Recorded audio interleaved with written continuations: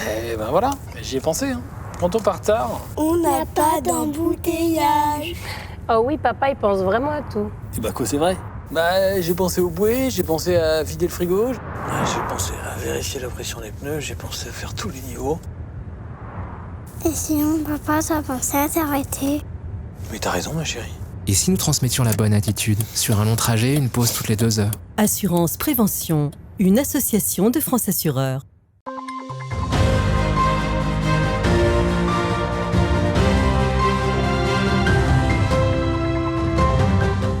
Les 6 Rafales de la base aérienne 113 qui ont participé à la mission interalliée Pégase 2023 sont de retour. Cette opération organisée par l'armée de l'air et l'espace a entraîné le déploiement d'une vingtaine d'avions de l'armée dans la zone Indo-Pacifique.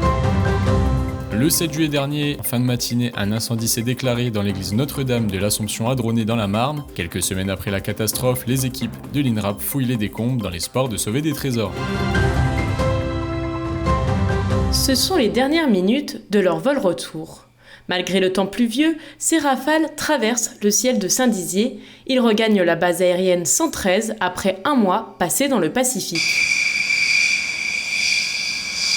Les 6 Rafales de la BA sont de retour de la mission Pégase 2023. Entre le 25 juin et le 3 août, l'armée de l'air et de l'espace a déployé une vingtaine d'aéronefs dans le Pacifique, une manière pour la France de confirmer sa présence et ses alliances dans une zone stratégique.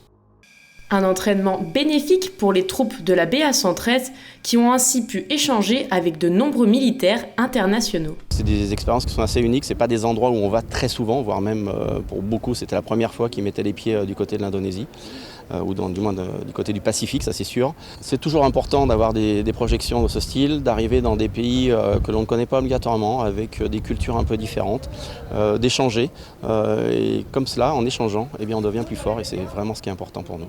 Durant un mois, le lieutenant-colonel Thomas et son escadron ont fait escale dans de nombreux pays, le Qatar, l'Indonésie ou encore la Nouvelle-Calédonie. Pour eux, cette mission était divisée en 3 parties: projection de puissance et déploiement, exercice interallié et diplomatie aérienne. Ce qui est compliqué, les choses auxquelles on n'est pas forcément habitué, c'est la fatigue, typiquement.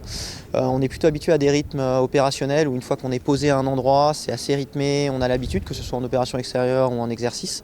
Là, pour le coup, on changeait de pays, de décalage horaire.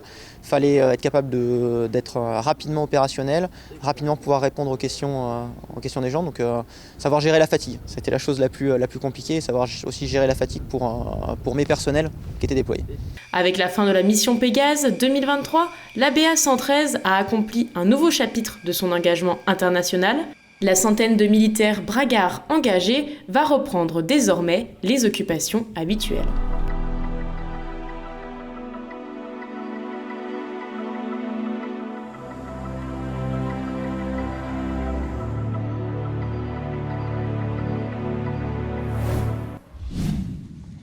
C'est un incendie qui a ému toute une commune. Il y a presque un mois jour pour jour, l'église du village de Dronay, située près du lac du Der, a été ravagée par les flammes.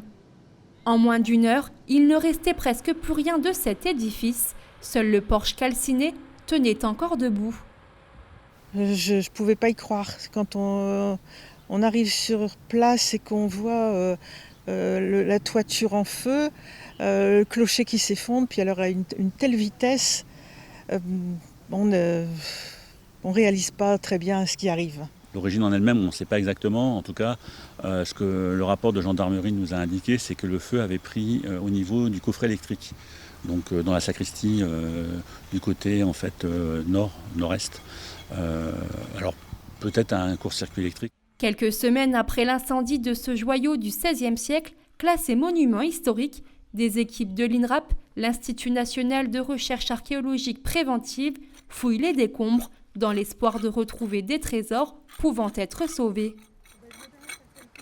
On a réussi à récupérer quand même une bonne partie de pièces de bois, calcinées ou non, mais qui pourraient être réutilisables dans le cadre d'une future reconstruction.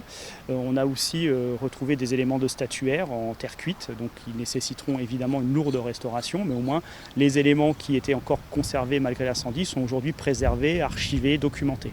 Après cette catastrophe, des habitants se mobilisent pour voir renaître de ses cendres ce patrimoine. qui faisait partie intégrante du circuit des églises à pan de bois du pays du Der. Faire le maximum pour la première réaction. Quand on a vu l'église s'effondrer, on a dit on va la reconstruire. On va la reconstruire à l'identique. Ça sortait du cœur. Hein. Maintenant, on commence à penser plutôt à ce que les jeunes du village, quelle église veulent-ils ?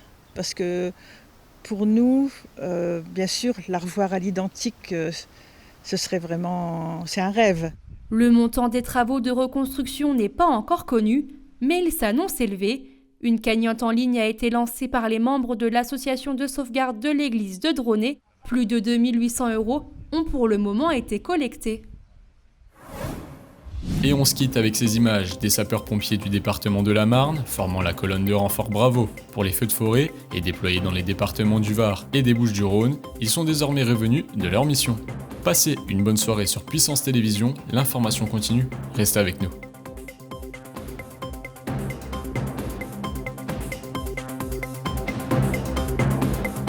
Retrouvez-nous sur le canal 373 de la TV d'Orange et sur le canal 953 des Infos Freebox.